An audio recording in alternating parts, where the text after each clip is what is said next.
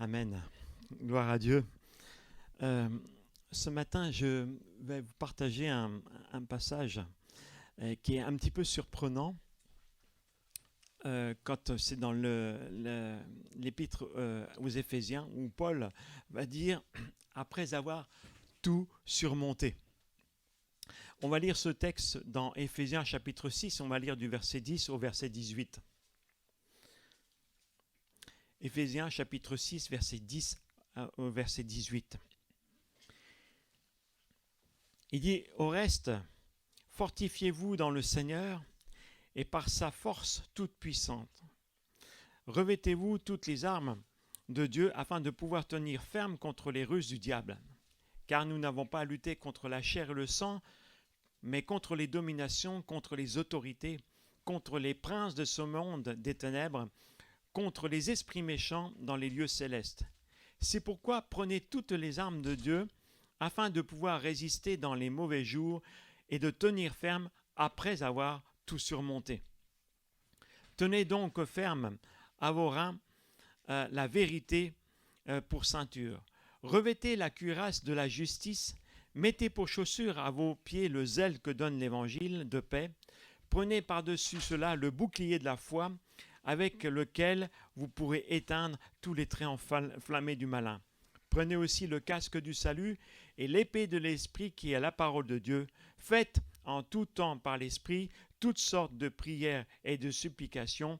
Veillez à cela avec une entière persévérance et priez pour tous les saints. Amen. Euh, L'apôtre écrit et il donne ces dernières instructions-là à la fin de cette lettre et c'est quand même surprenant. Il va dire, après avoir tout surmonté. Peut-être qu'on peut se sentir invincible une fois qu'on a tout surmonté. Quand on a passé épreuve après épreuve et puis qu'on a gagné des victoires, on peut voir, l'apôtre Paul va parler des épreuves, il va parler du dépouillement, il va parler qu'il va falloir qu'on soit fondé dans l'amour de Dieu, il parle aussi de devenir enfant de Dieu, d'être les imitateurs de lui-même, qu'il est imitateur de Christ. Et il dit à la fin, après avoir tout surmonté, on se demande, pourquoi est-ce qu'il dit ça? On peut être au top de notre forme spirituelle, on peut se sentir bien, et pourtant, Paul va donner ce conseil. Et il dit de se fortifier. Tous les points qu'on peut voir comme dans les épreuves, je peux juste redire un petit peu au départ, quand il dit béni soit le Dieu de notre Seigneur Jésus-Christ qui nous a bénis de toute bénédiction spirituelle dans les célestes en Christ. Il dit en lui. Et puis plusieurs fois, il va dire en lui, nous avons la rédemption. En lui, nous sommes devenus héritiers. En lui, et vous aussi, vous avez été scellés du Saint-Esprit. Et on voit plusieurs fois qu'il va dire en lui, et on a l'impression que en lui, on est inébranlable. Et c'est vrai. Mais pourtant, il nous a donné tout cela, et il va dire à la fin, prenez les armes de Dieu après avoir tout surmonté. Ça veut dire que on ne peut pas en fait, on a besoin des armes pour aller encore plus loin ou pour être vaillant. Euh, et quand je lis ce texte-là, je comprends que c'est pas lui qui va me revêtir. C'est pas Dieu qui va me revêtir, mais c'est moi. Il dit revêtez-vous, fortifiez-vous, revêtez-vous. C'est à moi de le faire. Ce sont des choses qui sont à notre disposition et qui sont importantes, mais c'est à moi de le faire. Et si je ne le fais pas, alors je risque d'avoir des problèmes. Je vais vous parler d'une expérience un petit peu que j'ai eue à l'armée. Je ne sais pas, j'en ai peut-être déjà parlé, mais à l'armée, on avait le poste de garde. Donc, il y avait une garde qui se montait tous les 24 heures sur 24. Et il y a aussi un poste qu'on appelait ça, je ne sais pas si tu te souviens, la BMO. Ça te dit quelque chose? Non. Enfin bref, c'était une base de mobilisation opérationnelle. C'est-à-dire qu'on était dans une pièce, on était à peu près 5 avec un sous-officier, et on devait être prêt à tout moment si on nous appelait pour une urgence. Une urgence, je veux dire, en cas d'attaque. Et on était là bloqué pendant une semaine dans cette pièce-là. Euh, et je me rappelle qu'on était avec une équipe là, mais bon, on avait droit à une douche quand même. Donc on allait prendre une douche parce que bon, sinon, pendant une semaine sans prendre une douche dans une pièce confinée, je vous expliquerai pas les odeurs. Mais bref, on allait prendre une douche et à ce moment-là, le sous-officier, il nous a claqué une alerte. Bon, c'était exprès, hein. Je veux dire que de temps en temps, il faisait une alerte pour savoir si on était opérationnel. Et il nous a claqué une alerte. Alors, on s'est dépêché parce qu'il fallait être équipé, avoir les armes, les bottes, enfin bref, l'équipement. Et il y en a un qui était sous la douche, il a entendu l'alarme, il a foncé au poste de garde avec son savon puis sa serviette. Et quand le sous-officier l'a vu, il dit « Mais qu'est-ce que tu veux faire avec ça ?» Vous savez, c'est de comprendre qu'il faut être équipé. Et on dormait habillé. On dormait à côté du fusil. On tirait les chaussures parce que bon, c'était pas évident, mais fallait être équipé. On avait deux minutes pour s'équiper, pour être prêt à intervenir. Et quand l'apôtre Paul dit « Après avoir tout surmonté, revêtez-vous ». Et c'est important de comprendre que revêtir les armes de Dieu sont quelque chose qu'il faut être constamment équipé. On ne peut pas s'en passer. On peut pas. Alors, c'est une action, c'est notre action, mais c'est aussi notre volonté. Dieu met à notre disposition ses armes. Mais si on ne s'équipe pas, on va avoir des problèmes. Il dit bien car on n'a pas à lutter contre la chair et le sang, mais contre les dominations, les autorités, les princes de ce monde, contre les esprits méchants dans les lieux célestes. Il y a un combat spirituel. Et il faut, on pourrait dire, comment est-ce que je peux revêtir ces armes-là? Déjà en prenant connaissance, en prenant connaissance qu'elles existent et les découvrir. Ces armes sont simplement à notre disposition. Elles nous donnent de pouvoir tenir ferme, inébranlable. C'est ça. On pourrait prendre l'image d'un héros invincible. Je ne sais pas si vous connaissez un petit peu, je vais écorcher son nom, mais Iron Man. le gars qui s'équipe, hop, et quand il a son équipement, il est invincible. Enfin, presque invincible. Mais bon. Mais sans ces armes-là, il n'est rien. Et nous, c'est la même chose. Si on n'a pas ces armes-là, on ne peut pas être invincible. On est vulnérable. Cet équipement nous rend invincibles. Et rien ne peut nous détruire. Pourquoi je vous dis ça? Parce que le diable a une organisation. On a vu l'organisation, parce qu'on n'a pas à lutter contre la chair et le sang, mais contre les dominations. Donc domination, c'est contre les autorités, contre les princes de ce monde. Il y a comme une hiérarchie, contre les esprits méchants. Il y a toute une organisation que le diable a à sa portée pour le seul but de nous détruire. Son but, c'est de nous détruire, de nous anéantir. Vous savez, on ne sera pas toujours au top de notre forme. Spirituelle, je parle. On a tous des hauts et des bas. On ne sera pas toujours au sommet de la montagne, là, comme Moïse, il était dans la montagne, en haut, avec Dieu, etc. Non, on ne sera pas toujours au top. Il y aura des jours mauvais. On aura des jours où on aura donné toute notre énergie pour rester fidèle à Dieu dans ce que Dieu nous demande. Vous savez, quand on commence à lire en lui, vous avez en lui et en lui, parfois on fournit des efforts pour rester en lui, pour avoir cette plénitude, pour garder ces positions que nous sommes en Jésus-Christ. Et parfois le diable va venir pour justement mettre en doute tout cela et va chercher même la faille pour nous faire chuter, pour nous faire détruire. J'écoutais hier une prédication de méditation sur le fait que, j'en avais déjà un petit peu partagé, sur le fait que on a tous reçu la mesure de foi. Alors, il expliquait que la foi, c'est la même mesure pour chacun d'entre nous. L'apôtre Paul a reçu la même mesure de foi que vous. Mais il y a un problème.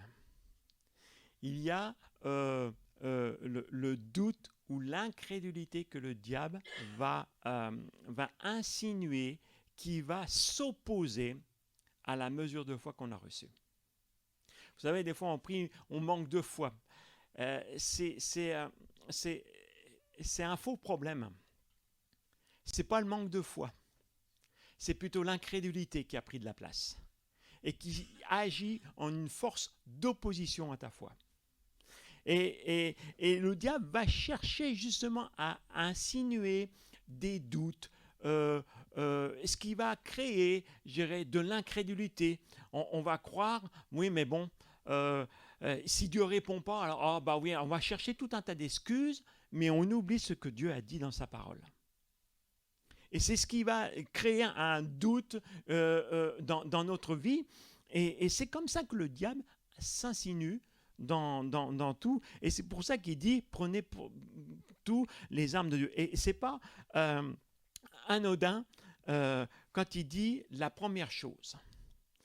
Il dit, mettez à vos reins la ceinture de vérité. Où trouve-t-on la vérité? La parole de Dieu. La parole de Dieu est la base de la vérité.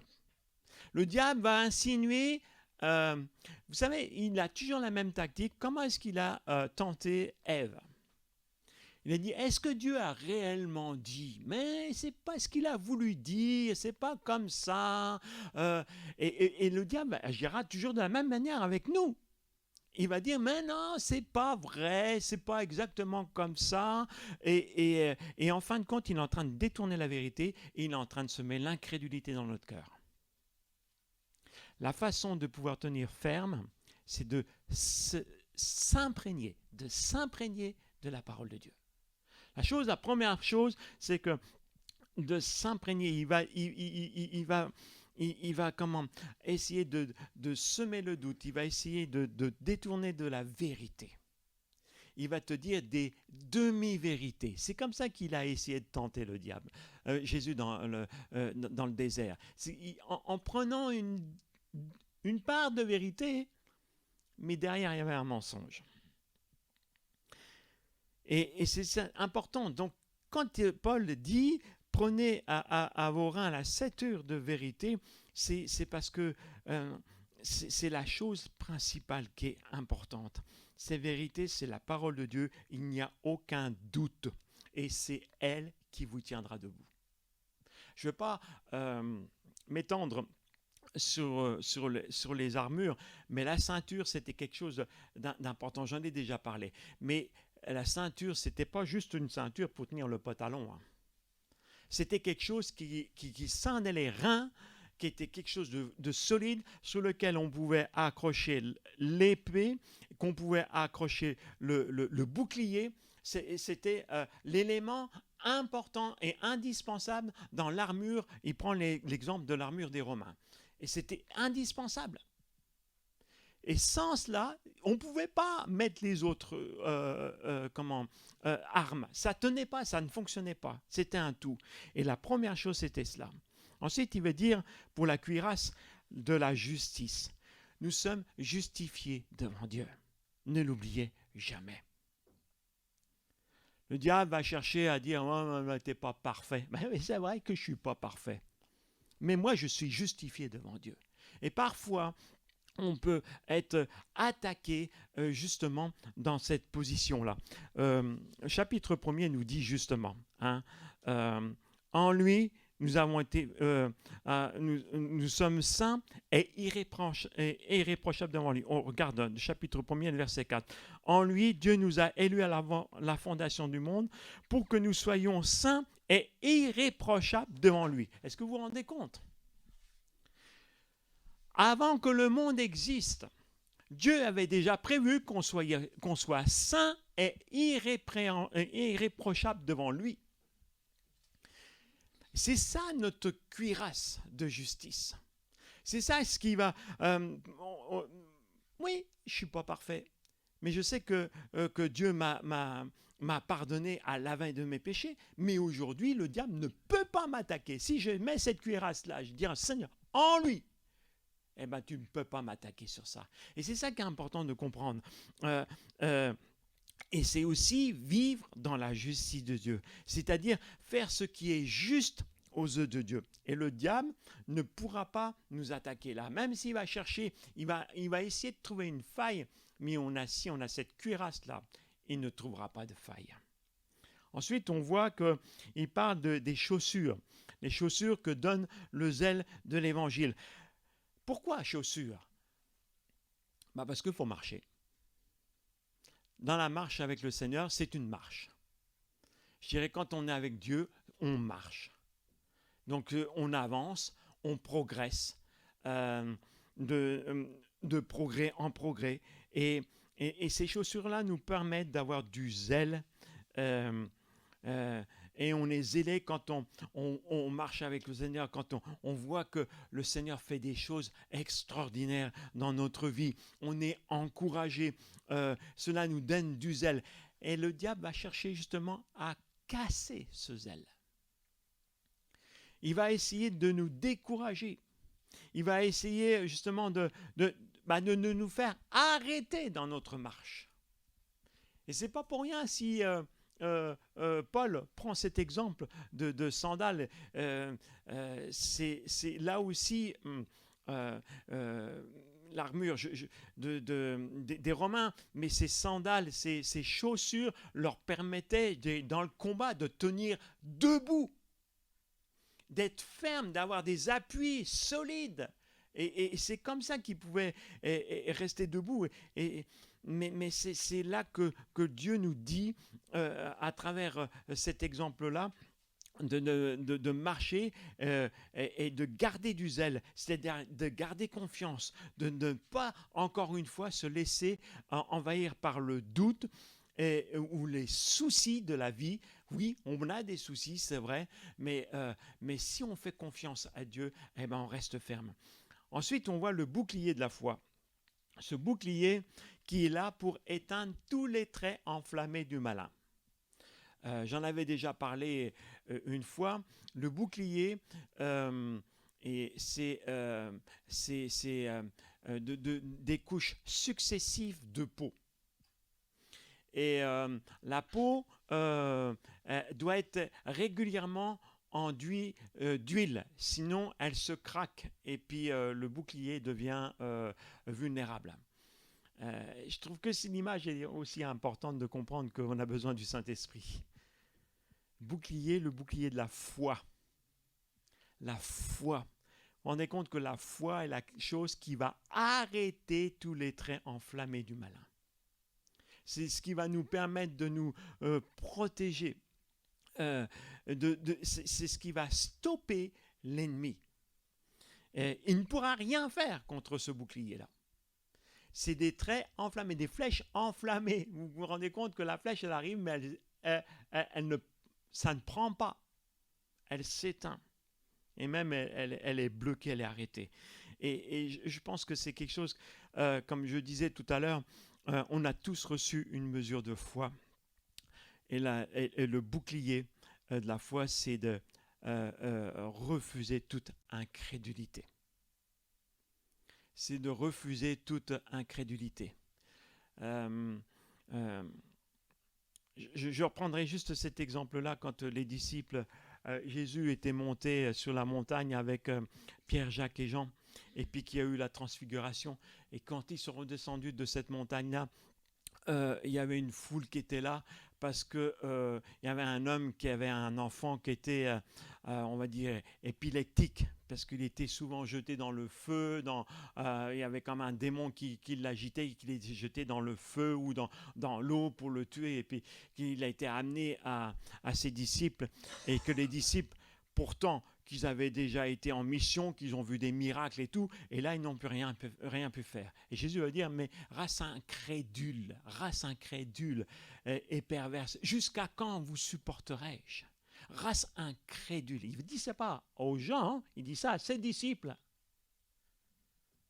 L'incrédulité, vous comprenez, le diable vient et c'est possible que des fois, on prie et puis il ne se passe rien. Et puis on se dit, non, c'est parce que c'est peut-être pas la volonté de Dieu. Est-ce qu'on n'est pas là dans de l'incrédulité? Qu'est-ce que la Bible nous dit? On revient à cette parole de vérité, cette ceinture de vérité. Si la Bible nous dit une chose, Dieu n'est pas un homme pour mentir. Hein. S'il dit cela, alors on doit s'appuyer sur cette vérité-là et on manifeste le bouclier de la foi en refusant toute incrédulité. Et c'est ça le bouclier de la foi. Ensuite, on voit l'épée de l'esprit. Et là, c'est à nouveau la parole de Dieu. La parole de Dieu, la ceinture de vérité, et l'épée de l'esprit qui est la parole de Dieu. C'est vraiment, on commence par la parole de Dieu, on termine par la parole de Dieu. Sans la parole de Dieu, c'est pas possible. Sans la parole de Dieu, on ne peut pas vaincre. C'est une arme qui est offensive. Je prendrai juste une petite histoire. Je ne me rappelle plus exactement le fond de l'histoire, mais c'est un dompteur, je crois, un dompteur africain qui dompte les lions. Il est devenu dompteur parce que son petit frère a été dévoré par un lion. Et c'était un petit peu étrange. Mais il expliquait, mais comment est-ce qu'on peut faire pour comment tenir ferme devant un lion? Il dit, il faut ne pas fuir devant le lion. Même s'il rugit pour faire peur à sa proie. Mais toi, tu ne dois rester debout devant lui et lui faire face et le regarder dans les yeux. Et à ce moment-là, il ne comprend pas pourquoi vous ne fuyez pas. Et il va commencer à croire que vous êtes plus fort que lui. C'est lui qui va commencer à douter. Et vous connaissez cette histoire, vous avez déjà vu cette publicité pour une marque d'eau pétillante, je ne sais plus trop quoi. On voit cette eau, cette montagne, enfin une petite colline, il y a une bouteille d'eau, et puis on voit un lion qui commence à rugir, et puis il y a une femme qui rugit plus fort que le lion. Vous vous rappelez de cette publicité-là? En fait, c'est cette attitude-là qu'il faut avoir. Faire face au lion. Jamais lui faire sentir que vous avez peur. Et des fois, quand il vous voit que vous restez là, et puis que lui ne se détourne pas, c'est là qu'on a besoin de son épée. Parce qu'à ce moment-là, si le lion surgit sur vous, vous sortez votre épée. Et il vient, excusez-moi le terme, s'empaler sur votre épée ou sur votre lance. C'est lui qui vient dessus. Et cette épée, c'est la parole de Dieu. Nous avons vraiment besoin de ça. On peut dire qu'il ne faut jamais sortir sans son épée. C'est ce qu'il disait, en fait, ce dompteur, il avait toujours une arme. Et il ne sortait jamais sans son épée. Parce que si la situation tournait mal, il avait toujours l'épée pour se protéger. Parfois, le lion, au lieu de s'en aller, il va se mettre en colère, il va se jeter sur vous. Et vous tenez votre épée ou votre lance et il vient se tuer dessus. Le diable ne vient que... C'est lui qui se tue. Enfin, je veux dire, vous comprenez l'expression, il perd la bataille. Et c'est important de rester debout. C'est-à-dire rester dans la vérité. C'est rester, regarder, en fait, le regarder dans les yeux, c'est-à-dire manifester la cuirasse de justice. Je sais qui je suis en Christ. C'est ça, dire. Le diable peut venir, j'irai avec ses insinuations, ses doutes, et toi tu manifestes le bouclier, la cuirasse de la foi en disant, la cuirasse, je dirais, de justice en disant, je sais qui je suis en Christ. Ne pas avoir peur, eh ben, c'est de continuer à marcher.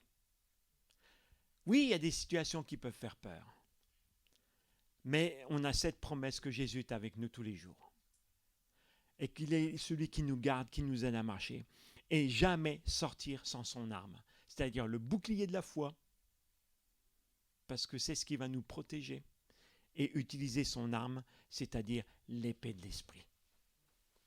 Alors, comment se fortifier dans le Seigneur ?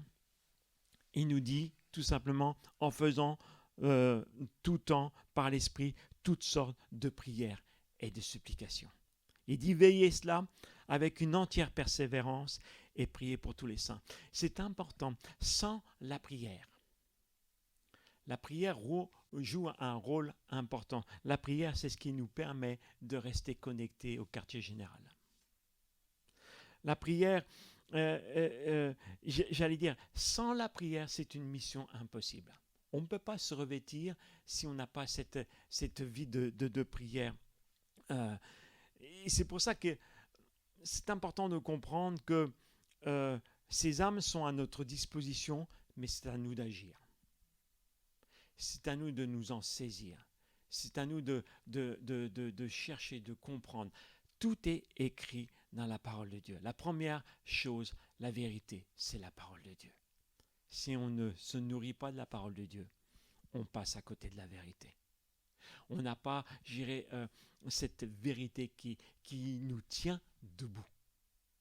Ce qui nous aide à tenir debout. Vous savez que des fois, quand on a mal au dos, on met une ceinture et on se sent plus fort. C'est vrai, hein? Ça soutient, ça soulage. Mais cette vérité-là, c'est ça. C'est ce qui nous tiendra debout. On a besoin de cela. Et sans la prière, ce n'est pas possible. Voilà, donc je n'ai pas voulu entrer plus dans les détails, mais ce que je voulais dire, c'est que il nous dit, c'est pourquoi prenez toutes les armes de Dieu afin de pouvoir résister dans les mauvais jours et tenir ferme après avoir tout surmonté. On peut se sentir, je dirais, invincible parce qu'on a rencontré beaucoup, on a eu des épreuves, mais on a remporté beaucoup de victoires. Et c'est à ce moment-là qu'il faut être vigilant. C'est à ce moment-là qu'il faut toujours garder les armes. C'est à ce moment-là qu'il ne faut pas, se reposer. Ah, maintenant je peux me reposer. Non, parce que c'est à ce moment-là qu'il y a une alarme qui va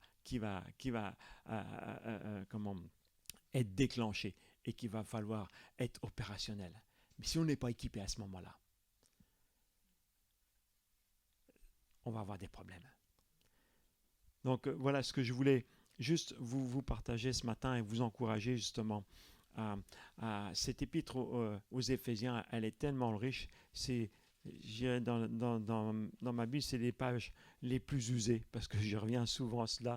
Mais c'est tellement fort et tellement riche et qu'il faut vraiment qu'on s'accroche à ça. Que le Seigneur nous aide. Amen. Amen.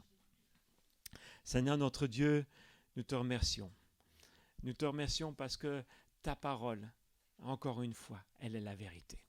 Elle est celle qui nous encourage, elle est celle qui nous fortifie, elle est celle, Seigneur, qui nous donne de pouvoir tenir debout. Seigneur, à travers ces enseignements que tu nous laisses, Seigneur, nous voulons nous fortifier en prenant les armes que tu mets à notre disposition. Seigneur, afin de pouvoir tenir ferme après avoir tout surmonté. C'est vrai, Seigneur.